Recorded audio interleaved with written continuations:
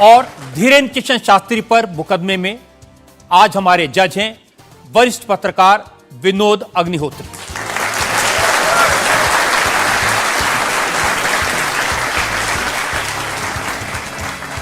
इससे पहले कि मुकदमा शुरू करें, इल्जामात सवालात का सिलसिला शुरू करें, आज के जज विनोद अग्निहोत्री की इजाजत चाहेंगे आज की कार्रवाई शुरू करने के लिए। इजाजत है मुकदमा शुरू करने की। और इससे पहले कि पहला इल्जाम लगे शास्त्री जी पर, एक नजर डालते हैं शास्त्री जी के लाइफ पर। आजकल पूरे देश में बागेश्वर धाम के प्रमुख धीरेन्द्र कृष्ण शास्त्री की बहुत चर्चा है।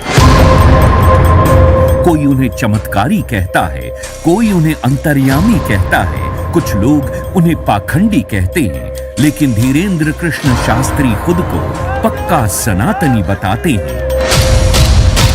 अब हिंदू एक हो जाओ, सनातनी एक हो जाओ, यही हम चिल्ला रहे हैं कब से। शक्ति का प्रभाव दिखाना यही हमारा उद्देश्य है। धीरेन्द्र कृष्ण शास्त्री का दावा है कि उनके ऊपर बजरंगबली की विशेष कृपा है। वो भक्तों का दुख दर्द सिर्फ अपने इष्ट तक पहुंचाते हैं। चूंकि भक्तों पर कृपा बरस रही है, इसलिए धीरेन्द्र कृष्ण शास्त्री का प्रताप भी बढ़ रहा है। उनके भक्तों की संख्या अब लाखों में है। धीरेन्द्र कृष्ण शास्त्री सिर्फ 26 साल के हैं। साल 2 साल में ही बागेश्वर धाम के पीठाधीश्वर के रूप में वे विख्यात हो गए। अब बड़े बड़े मंत्री और अफसर भी उनके दरबार में हाजिरी लगाते हैं। धीरेन्द्र कृष्ण शास्त्री सबसे पहले नजरों में आए जब संस्कार टीवी पर उनकी भागवत कथा दिखाई जाने लगी। फिर वो चमत्कार भी दिखाने लगे। 21वीं सदी के इस कथावाचक के वीडियो आजकल हर मोबाइल में है। बाबा इंस्टाग्राम से लेकर फेसबुक तक हर जगह छा चुके हैं। जैसे जैसे धीरेन्द्र कृष्ण शास्त्री की लोकप्रियता बढ़ी तो विवाद भी सामने आ गए। धीरेन्द्र कृष्ण शास्त्री का दावा है कि वो कोई पैसा नहीं लेते। जो उनके दरबार में आना चाहता है उसे सिर्फ हनुमान जी के यहाँ नारियल बांधकर अर्जी लगानी पड़ती है। धीरेन्द्र कृष्ण शास्त्री एक अच्छे वक्ता हैं। अब उनका संकल्प है कि वो सनातन धर्म को घर घर पहुंचाएंगे और भारत को हिंदू राष्ट्र घोषित करवाएंगे। आपकी अदालत में धीरेन्द्र कृष्ण शास्त्री अपना मुकदमा खुद लड़ेंगे। तो आइए शुरू करते हैं आज का मुकदमा। आपकी अदालत में पहला इल्जाम धीरेन्द्र कृष्ण शास्त्री पर।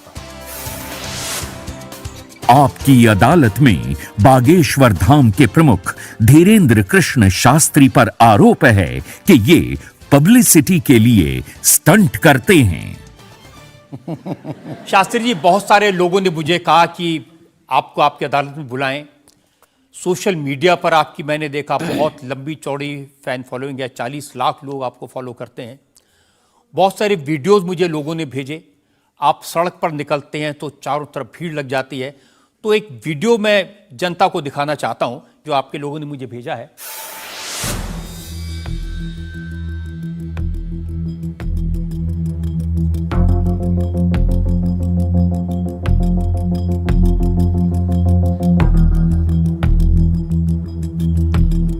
तो ये वाकई में शास्त्री जी असली वीडियो है या पब्लिसिटी स्टंट है, बनाया हुआ है? लोगों की अपनी अपनी भावनाएं होती हैं, अपनी दृष्टि से देखने की। ये वास्तविकता एक जगह की नहीं है। जहां जहां बागेश्वर बालाजी का दरबार लगता, जहां जहां बागेश्वर बालाजी की कृपा से दास कथा करने जाता, ये तो कम है, कैमरे में कम आया है और ज्यादा है।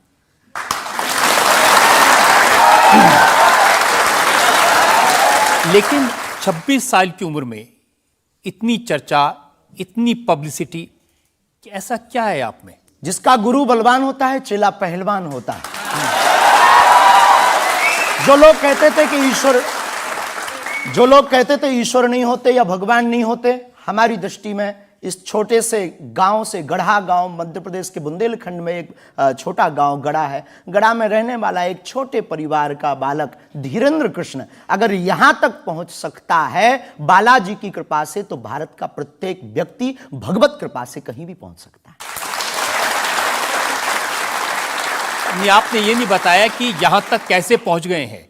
ये जो लोग हैं जो फॉलो करते हैं, जो आपके बारे में इतनी बातें करते हैं, ये क्यों करते हैं? क्या है आप में? बागेश्वर बालाजी की कृपा वो सब पर है। लेकिन आप अगर कहेंगे, क्योंकि आपसे जीतना तो बड़ा मुश्किल है, हम पहले आपको साफ कर दें कि चूंकि आपका नाम तो रजत शर्मा जी है, लेकिन हम आपको दयालु नाम से, क्योंकि हमारी भारतीय परंपरा में बड़ों का नाम नहीं लेते, तो हम आपको दयालु कहकर संबोधित करेंगे, अगर बुरा ना लगे तो। नहीं, आप कुछ भी करिए। वैसे हम आपके यहाँ आज मेहमान हैं, तो ये हमारा अधिकार भी है। तो दयालु जी, हमारे ऊपर, सबके ऊपर बागेश्वर बालाजी की कृपा है, लेकिन हमने अपने गुरुदेव की जो चरणों की सेवा की, उस सेवा के माध्यम से ऋषि परंपरा की जो मंत्र विधा हमको प्राप्त हुई है, वो हमारे पास एक ऐसी अनूठी है जिससे पूरा विश्व की मंगल कामना भी करते हैं। पूरा विश्व अपनी समस्याओं के समाधान के लिए गुरु के नाते बागेश्वर धाम चला आता है। शायद इसीलिए लोग हमारे पास आते हैं। मैंने तो ये देखा कि जब से आप संस्कार टीवी पर आना शुरू हुए और लोगों ने आपके प्रवचन सुने, उसके बाद लोकप्रियता बड़ी तेजी से बढ़ने लगी। हाँ, ये कह सकते हैं माध्यम है, परंतु देखो साधन है, साध्य नहीं। दरबार 3 पीढ़ी से लग रहा, हमारे दादा गुरु जी भी लगाते थे, हम भी 11 साल से लगा रहे। नजर आपकी आज पड़ी है अब इसमें, और हमें ये लगता है कि इसमें ये हमारी गलती नहीं है, देखने वाले की गलती है। बड़ी देर से देखा है हमें, हम तो पहले से ही गुरु कृपा से चमकदार थे। मुझे तो लग रहा है बहुत जल्दी देख लिया आपको, भी तो आपकी उम्र ही कुछ नहीं है। हम उस परंपरा से हैं, जब 5 वर्ष की अवस्था में ध्रुव जी लीला कर सकते हैं, प्रहलाद जी लीला कर सकते हैं, तो हम 26 साल में क्यों नहीं लीला कर सकते? तो आपने क्या क्या लीलाएं की हैं? कोई ऐसी लीला नहीं की जिसमें हम फंसे हैं, लेकिन आपकी अदालत में आए हैं, और आपके उसमें आप जो कह रहे हैं, तो हमारे जीवन में गुरु कृपा से जो किया सब सनातन के लिए किया, और केवल सनातन के लिए करें। लीला का मतलब ये, हम कोई ईश्वर नहीं है, हम कोई भगवान नहीं है। साधारण जैसे ये इंसान है, वैसे हम मानव हैं, हम में कोई अलग नहीं है। बस हमने अपनी परंपरा को ठीक से जाना, ये अलग है। आप जब स्कूल में पढ़ते थे तो जैसे बाकी छात्र होते हैं ऐसे ही थे लगभग, और मास्टर जी कहते थे ये स्कूल में ना आए तो अच्छा है, इतना शरारती है? हाँ, उपद्रवी तो थोड़ा थे, क्योंकि हम जाते थे तो एक तो बहुत कम जाना होता था, लेकिन बहुत गंभीर और सौम्य भाव से हम जाते थे, और लोगों की भावनाएं हमारे पास रहती थी। चूंकि हमारे दादा गुरु का नाम बहुत प्रसिद्ध था, तो दादा गुरु के कारण लोग हमको भी प्रेम देते थे, स्नेह देते, दुलार देते। हमारे दादा गुरु जी को हनुमान जी का 2 बार साक्षात्कार हुआ, ऐसा हमने माना, और उनके अनुयायियों ने माना। तो हम जब स्कूल में जाते थे, तो बचपन से ही बड़ी कृपा थी, तो लोग, बच्चे हमारे पास आते थे, सब क्लासें एक साथ हो जाती थी, 9वीं 10वीं 8वीं सब एक हो जाती थी, जिसमें हम बैठते थे। अच्छा महाराज जी बताइए हमारी कितनी परसेंटेज बन रही है? तो हम, वो बचपना, उस वक्त ऐसा भाव रहता था दिखाने का। अब तो बहुत गंभीर हो गए, लोगों ने कह करके हमें बड़ा गंभीर बना दिया, तो वो भाव रहता। अच्छा ठीक है, तेरी प्यारे 56% बन रही, और मेहनत कर, 60 हो जाएगी। तो कौन हनुमान जी बताते थे कितनी परसेंटेज? गुरु प्रेरणा हमसे कोई शक्ति बात नहीं करती है, कोई सामने नहीं हमारे पास बैठती है, हमें तो अनुभव होता है, प्रेरणा होती है। जो ऋषि परंपरा में प्रेरणा है, जो हमारे भारत में अनेकानेक महापुरुष, तो हमको प्रेरणा लगती है, ऐसा अनुभव होता है कि ऐसा होगा। जैसे हमें प्रेरणा लग जाती है कि ऐसा होगा, वो हम लिख देते हैं, और इष्ट कृपा से और अपने इष्ट के प्रति आस्था से वो बात सत्य निकलती है। हमारा जीवन भी बड़ा अभाव से गुजरा। एक छोटी झोपड़ी रहती थी, वो भी झोपड़ी, कच्ची झोपड़ी, उसमें पिताजी रहते थे, हमारी माँ, हमसे छोटी बहन और उससे छोटा भाई, 5 लोग उसमें रहते थे। उसी में भगवान को स्थान था।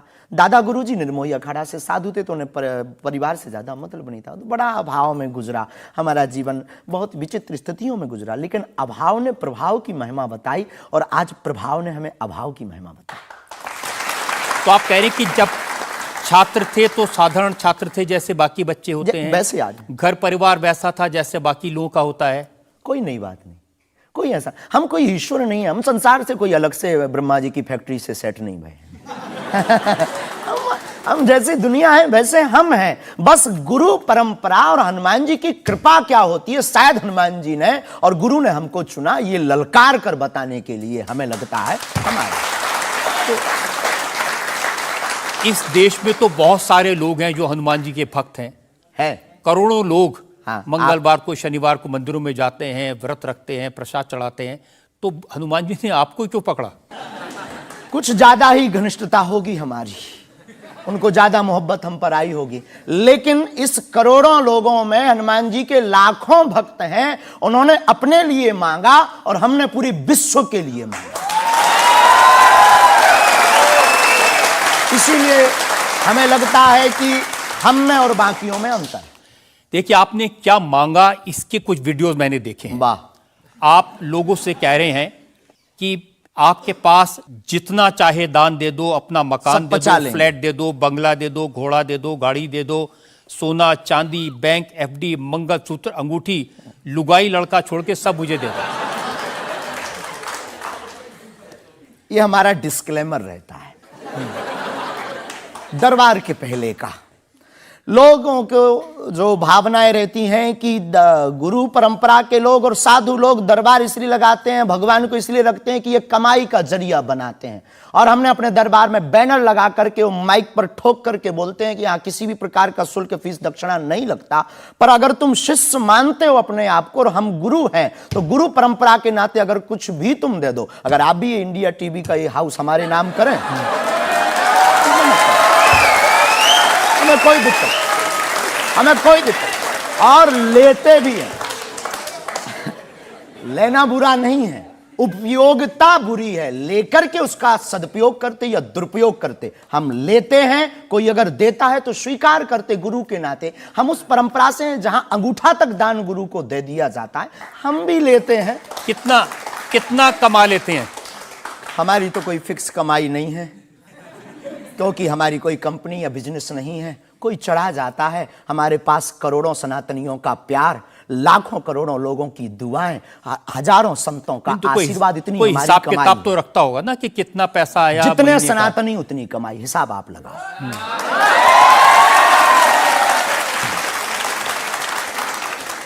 ज्यादा बातें इसलिए होती हैं कि आप जो स्टंट करते हैं पब्लिसिटी के लिए, आप ऐसी ऐसी बातें कह देते हैं। आप कहते हैं कि बिना वीजा के हनुमान जी रावण की लंका में घुस गए थे। ये जो मॉडर्न युवान भाई बहन है, इनको लंका प्रवेश के बारे में बताएंगे तो इनको ये लगता है कि ये घिसी पिटी बातें इनके दादा परदादा बताते रहे, ये बेचारे ऊब गए। इनको कुछ ऐसा चाहिए कि उस अध्यात्म से कनेक्ट हो पाए। और जैसे रावण ने मुझसे फोन पे बात की। हाँ, बिल्कुल, हम वही बोलने ही वाले थे। लगता है आज हमारी शक्ति आपके पास पहुंच गई। तो हमें आपको समझाना है, रावण से फोन का बात का मतलब सबके अंदर रावण बैठा है। कोई ऐसा दुनिया में नहीं जो गलत कृत्य देख रहा, गलत कर रहा और सच जानते हुए चुप है, वो रावण की दृष्टि का आदमी। तो हनुमान जी लंका गए, इसको इन युवानों को कैसे जोड़े? इन्हें तो वीजा, पासपोर्ट, फॉरेनर ये शब्द पता है। तो इनसे कनेक्ट करने के लिए हमारा अध्यात्म इतना विशाल और इतना अथाह है कि उसमें कुछ भी आप डाल दो वो आप स्वीकार सोच रहे हैं करेंगे। कि आपको अध्यात्म पता है, इनको नहीं पता। इस देश ऐसा की नहीं जनता हमने को कहा। आपसे ज्यादा अध्यात्म पता है। ऐसा हमने नहीं कहा।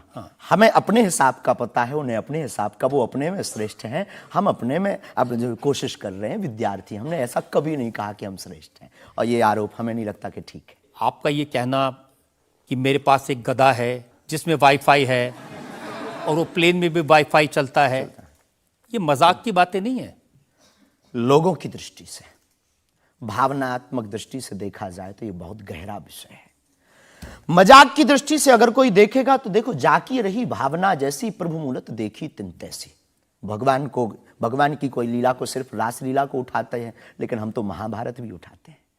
तो अपनी अपनी दृष्टि है, हम ये मजाक में नहीं कहते। हम उनको बताना चाहते हैं कि हमारे देवी देवताओं से जो हमारे इष्ट की परंपरा की जो निशानी है वो अगर नज़दीक रहे, गुरु की निशानी अगर नज़दीक रहे, माता पिता की बातों की निशानी नज़दीक रहे, तो बेटा कभी गलती नहीं करेगा, वो चार चांद लगाता रहेगा। शास्त्री जी, इसको कहते हैं आप अंधों के शहर में आईना बेचने की कोशिश कर रहे हैं। ऐसा हमारा भाव नहीं है, अपितु हमारा भाव ये है कि उस केवल वाईफाई को हम बताते नहीं, उसकी महिमा भी बताते हैं, और दरबार में आने वाले लोगों को उसकी महिमा का अनुभव भी कराते हैं। तो फिर वो जो बात मजाक की है ना, वो फिर अध्यात्म, आस्था, ईश्वर से जुड़ करके नास्तिक भी आस्तिक बन जाता है। देखिए, आपको भोले भाले लोगों को बताना चाहिए कि भाई ये मैं मजाक में कह रहा हूं, विनोद हम विनोद कहते है, भी हैं। और ये मैं ये असल हम में बहुत कह बार बोलते हैं विनोद हम कर रहे हैं, हम बहुत बार बोलते हैं। अब कोई हमारे विनोद को सीरियस ले ले तो वो उसका निजी अनुभव है। तो अब मैं लोगों को बता दूं कि एक बार बगैर टिकट पकड़े गए थे आप रेलवे में। हाँ, ये तो बताना चाहिए, बिल्कुल पकड़े गए थे। लेकिन ये भी बताइए कि हम टीटी से ही 1100 रुपया लेकर आए थे। उसी टीटी से लेकर आए थे, और जिस वाईफाई की आपने चर्चा की उसी वाईफाई की दम पर उसके बाप का नाम बताकर लेकर आए थे। इसी तरह की बातें कह के ऐसे दिखाते हैं जैसे चमत्कार कर दिया, जैसे मेरे ऊपर हनुमान जी की बहुत कृपा हो गई, मैं भविष्यवक्ता हूं, और फिर जो भोले भाले लोग हैं वो प्रभावित हो जाते हैं। हमने कभी ये नहीं दावा किया कि हम चमत्कारी हैं। आज भी आपकी अदालत में हम कहते हैं कि हम कोई चमत्कारी नहीं है, हम कोई ईश्वर नहीं है, हम कोई महात्मा नहीं है, हम एक आम इंसान हैं। लेकिन हमारी अपने इष्ट के प्रति आस्था, ऋषि परंपरा के प्रति आस्था है, जो महर्षि वाल्मीकि से पत्र दरबार की महिमा चली है, उस महिमा का हम अनुकरण करते हैं, और उस आस्था में उलझनों में का रास्ता मिल जाता है तो उसे आप चाहे चमत्कार मानिए अथवा फिर आप अपनी बुद्धि से जो जिसने जो जाना वो हमें माना। देखिए शास्त्री जी, बहुत सारे ऐसे लोग हैं, गरीब हैं, परेशान हैं, बीमारियों से थके हारे हैं, डॉक्टर से आशा छूट जाती है, हॉस्पिटल से आशा छूट जाती है, वो आपके पास आते हैं, वो सोचते हैं यहाँ इलाज मिलेगा। किसी का बच्चा बोल नहीं सकता, किसी का बच्चा चल नहीं सकता, वो लोग बड़ी आस्था विश्वास लेके, जो मैंने जानकारी हासिल की, वो आते हैं, सोचते हैं कि यहाँ से शायद उन्हें कोई रास्ता दिख जाएगा, और उन्हें मिल जाता है। जो आते हैं श्रद्धापूर्वक आते हैं। देखो, जिंदगी में अगर वो परेशान है और डॉक्टर से परेशान होकर के या कहीं से भी निराश होकर के आया और उसे कुछ मिले ना मिले, हम ये तो नहीं कहते, जिसकी जितनी निष्ठा उसको उतना हमारे बागेश्वर बालाजी के दरबार में मिलता है। और अगर नहीं मिलता, और अगर उसे जीवन जीने की अगर डांडस और सात्तावना मिलती है, तो क्या ये भी कम है? बिना पैसों में, बिना दक्षिणा दिए, बिना कुछ लगे अगर हनुमान जी से जुड़ रहा, अगर वो प्रभु से जुड़ रहा, अगर उसे जीवन जीने में 4 दिन की जिंदगी है, डॉक्टर ने कह दिया तो मर जाओगे, लेकिन बागेश्वर धाम के नाम से उसके चेहरे पे मुस्कुराहट है कि मेरा हारे का सहारा है, तो अगर ये मुस्कुराहट उसके चेहरे पर आती तो इससे किसी को गुस्ताखी क्यों? देखिए, अगर बागेश्वर धाम आने से लोगों का इलाज हो जाता है तो फिर आपको कैंसर हॉस्पिटल बनाने की क्या जरूरत है? यही तो हम बताना चाहते हैं कि दुआ और दवा दोनों आवश्यक है। हमने ये नहीं कहा कि हम डॉक्टरों के खिलाफ हैं। अब मैंने पूछ लिया तो आपने दवा ऐड कर दिया उसमें। नहीं, हमने औषधालय बागेश्वर धाम पर खुलवाया है और मंदिर के समीप खुलवाया है। वहां पर ग्राम पंचायत का भवन है, वहां पर आयुर्वेदिक औषधालय है। दुआ और दवा मतलब नीचे दवा है और वहां ठीक नहीं हुए तो दुआ के लिए चढ़ जाओ मंदिर पर, दोनों काम करेगा, ठीक है। और ये कोई नई बात नहीं है, हमने ऐड नहीं की, डॉक्टर खुद ऐड करता है, ऑपरेशन करता है, जब ठीक नहीं होता तो वो भी कहता है तुम भी प्रार्थना करो। लेकिन ये सही है कि जिस इलाके में आप हैं उस इलाके में बहुत सारे ऐसे लोग हैं जो इसी तरह पर्ची निकालते हैं, जो इसी तरह दुआ की बात करते हैं। पूरे भारत में ऋषि परंपरा के अनेक लोग हैं, बहुत लोग तो नहीं कह सकते, पर अनेक लोग पूरे भारत में हैं। और केवल हमारे इलाके में नहीं, पूरे भारत में। हमारे इलाके में बागेश्वर बालाजी की महिमा और दादा गुरुजी के पास दरबार से, कृपा से बहुत से महापुरुष और भी। मैं बताता हूँ, एक लवलेश नाम के गुरुजी हैं, 20 साल की उम्र है, और वो भी इसी तरह से पर्ची निकालते हैं। हम कभी ऐसे मिले नहीं, इस भाव से हमारा कभी मिलना नहीं हुआ, और इस विषय पर उनका निज मत हो हम कह नहीं सकते, ईश्वर जाने। नहीं, मत तो पता नहीं, उनके ऊपर रेप का इल्जाम है और वो जेल में है, कह नहीं सकते। तो उस एरिया में ऐसे और भी बहुत सारे लोग हैं। अभी हम अर्जी लगाने के हिसाब से घूमे नहीं हैं। आप कहो तो इस बार जाकर के घूमेंगे कितने लोग हैं। अभी तो हमें एक पता है, छतरपुर जिले में एक गढ़ा गांव है, वहां बागेश्वर धाम है, वहां सदगुरु सन्यासी बाबा से परंपरा चली दरबार की, आप भी आइए। ये बात सही है कि देश में बहुत सारे ऐसे लोग हैं जो कहते हैं हमारे पास सिद्धि है। एक जयपुर में है, उन्होंने बताया कि मैंने कर्ण पिशाच को साधा हुआ है, और वो भी किसी की भी डेट ऑफ बर्थ बता देते हैं, किसी के परिवार वालों का नाम बता देते हैं। हमारे पास ऐसी कोई सिद्धि नहीं, ना हमने ऐसी कोई साधना कर रखी है। हमारे पास सिर्फ अपने इष्ट पर, हनुमान जी पर भरोसा है, जो अष्ट सिद्ध नवनिधि के दाता हैं। ना हम कोई डेट बताते हैं, ना हम कोई नाम बताते हैं, और अगर उनकी कृपा से पता चल जाए तो कोई बुरी बात नहीं।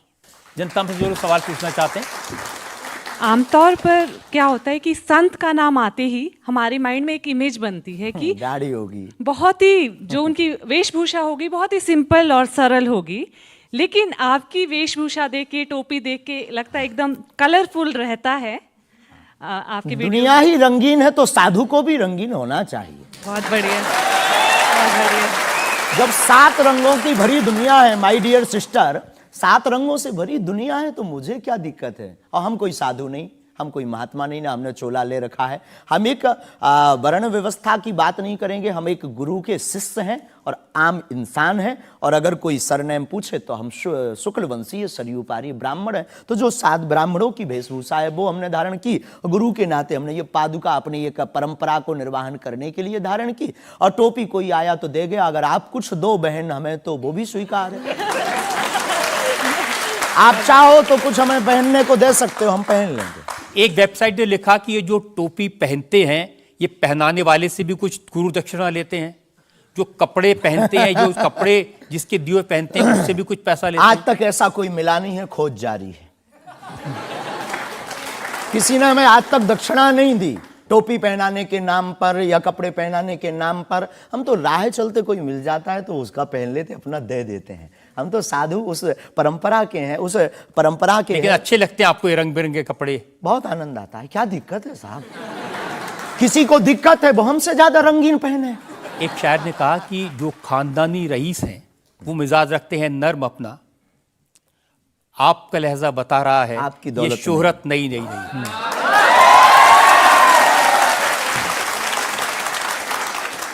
लोगों को लगता है, हमें लगता है कि हमारे जीवन में न हमें धन प्रिय है, न मान प्रिय है, न सम्मान प्रिय है, हमें हनुमान प्रिय है। और हमने जब से जन्म लिया तब से हम धनवान हैं, क्योंकि हमारे हनुमान हैं। और दुनिया का प्रत्येक हनुमान भक्त धनवान है जिसके जीवन में हनुमान है। और वो निर्धन है इस दुनिया में जिसके जीवन में भगवान नहीं, वो निर्धन है। और अगर बाप हनुमान हो और धनवान हनुमान हो और उनका भक्त अगर रंगीन ना हो, पीला लाल ना हो, जब हनुमान जी लाल देह लाली से हो सकता तो लाल पगड़ी क्यों नहीं हो सकती? ये मुझे पता चल गया है कि आप इसी तरह की डायलॉग बाजी करके ही इतने पॉपुलर हुए हैं